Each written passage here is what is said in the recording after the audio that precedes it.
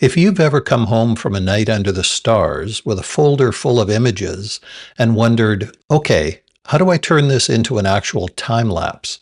This video is for you. In this tutorial, I'll show you how to turn a sequence of night sky images into a smooth, cinematic time lapse using free video editing software that works on any computer. Hi everyone, I'm Tony Puerzer. I wrote an article called Bringing the Night Sky to Life in the February 2026 issue of Sky and Telescope magazine. I covered everything you need to know about capturing the image sequence, the gear, the camera settings, planning your shoot, and even processing your raw images. But I couldn't go into as much detail as I wanted to about the final step, actually creating the video from your sequence of images. So that's what this tutorial is all about. We'll use DaVinci Resolve, which is my top recommendation because it's completely free, incredibly powerful, and works on both Mac and Windows computers. Let's get started. Here's my raw images from a time-lapse sequence I shot at a dark sky location. I captured 120 exposures over about an hour. Each one is a 30-second exposure at ISO 3200 on my full-frame camera and 15mm f2.8 fisheye lens. Let's move right into creating our first time-lapse video using the free version of DaVinci Resolve. If you don't already have DaVinci Resolve installed, you can download it for free from Blackmagic Design's website. Just choose the standard free version. That's all we're using here, and install it like any other application. When you first open Resolve, you'll see the Project Manager. Click New Project. I'll call mine Milky Way Time-Lapse. Resolve has 7 pages, accessible by tabs at the bottom of the screen. But don't let this intimidate you. For time lapses, we only need to use the Edit and Color pages. Before we get started, we need to decide how long we want our final time-lapse to be. I find that 15 to 30 seconds is about right, long enough to capture the viewer without being boring. 3 values will determine the length of the final time-lapse: the number of photos, the frame rate, and the number of frames per image. In my case, I have 120 photos. If I set a frame rate of 24 frames per second, I would end up with only a 5-second video. However, if I hold each photo for 3 frames, I will produce a 15-second video. You can adjust these parameters to suit the number of photos you have.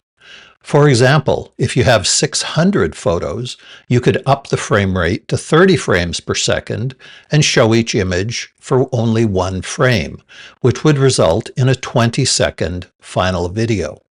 Okay, with that out of the way, let's set up DaVinci Resolve. From the top menu bar, select File, Project Settings. I'm using 3840 by 2160 Ultra HD, which is 4K resolution, the default. I'm creating a horizontal video for YouTube, but if you want a vertical video, you can select the Use Vertical Resolution checkbox, which will switch the video format. My timeline frame rate dropdown is set to 24 frames per second. This is fine for North America, but in other parts of the world, you might want to set it to 25. If you change any values, click Save. Otherwise, just click Cancel. Before we import our images, we need to tell Resolve how long each image should appear.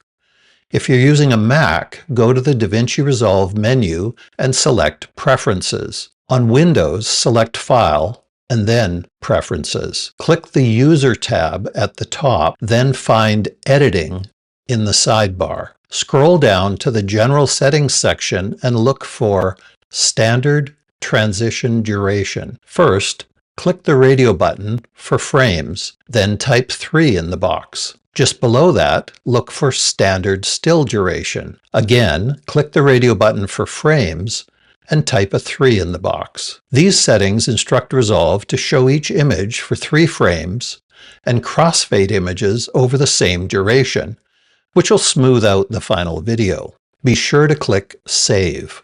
Look at the bottom of the screen and click the Edit tab to make sure you're on the Edit page. It's the one that looks like 3 bars with a red line through them. In the top menu, select File, Import, Media. You can also right-click in the Media Pool panel and select Import Media. Navigate to the folder that contains the time-lapse images. I would normally process my raw images in Adobe Lightroom and export JPEG versions, but since Resolve was updated to support importing raw files directly, that's what I'll do here. Select the files you want to use and press Open. If necessary, you can sort the clips into ascending order by clicking on the clip name heading in the Media Pool panel. Click on the little film icon on the left of the first image, then press Command-A on a Mac or Control-A on Windows to select all the images. Then drag the images onto the left side of the timeline panel at the bottom of the screen.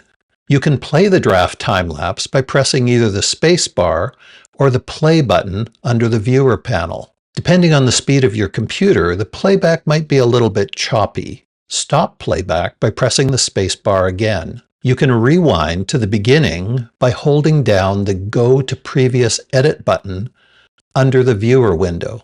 Notice that I've ended up with black bars on the sides of my video because the 3:2 format of the raw photos is too tall for the 16:9 ratio of our video. Let's fix that. Press Command-A on a Mac or Control-A on Windows to select all the images on the timeline. Click the Inspector button in the top right of the screen. It looks like a wrench and a paintbrush crossed. You can drag the Zoom X control to enlarge the images to fill the full width of the frame. In my case, this is about 1.2 times magnification. You can also drag the Position Y control to vertically adjust the image. Click the Inspector button again to hide the transform controls. If the images you imported from your camera were RAW files, you can actually edit them directly in Resolve. Click on the Color Page tab at the bottom of the screen.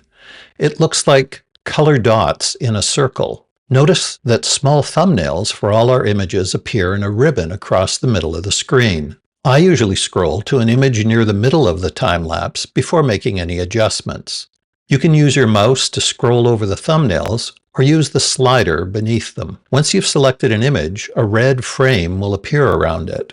Now, on the far left side of the bottom toolbar, click on the Camera Raw icon. For the Decode Using dropdown, select Clip. Notice that a number of new adjustment boxes appear. You can adjust items like color temperature, sharpness, saturation, etc. by simply clicking and dragging your mouse cursor left or right. In my case, I'm going to up the exposure and manually set the color temperature. These adjustments currently apply to only the one image we've selected. Click on that image, the one with the red frame, and then press Command-A on a Mac or Control-A on Windows to select all the images on the timeline. Right-click on that image and select Apply Grade. Click the Replace button in the pop-up dialog box. This will apply the adjustments we just made to all the images in the time-lapse. Let's add a crossfade between our images to smooth out the time-lapse.